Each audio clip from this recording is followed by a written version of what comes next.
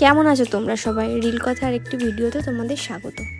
আজকে বুধবার, আজকে একটু সন্ধ্যাবেলা টিফিন করেছিলাম রেস্টুরেন্ট স্টাইলের চিকেন মোমো।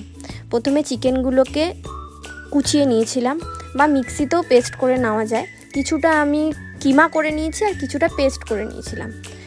তার মধ্যে দিয়েছিলাম গাজর কুচি, পেঁয়াজ কুচি, রসুন কুচি, আদা কুচি, একটু সোয়া সস আর সামান্য একটু সাদা তেল আর চিনি দিয়েছিলাম।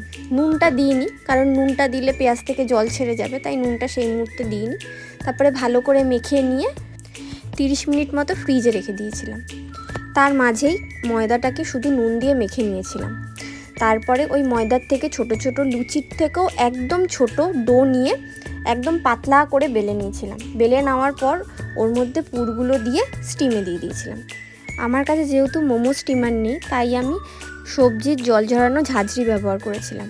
আর গ্যাসে একটা বড় গামলার মধ্যে একটু জল দিয়ে জলটা ফুটতে দিয়েছিলাম। তারপরে ওই ঝাঁঝরিটা তার উপর রেখে একটু সাদা তেল ব্রাশ করে মোমোগুলো দিয়ে দিয়েছিলাম।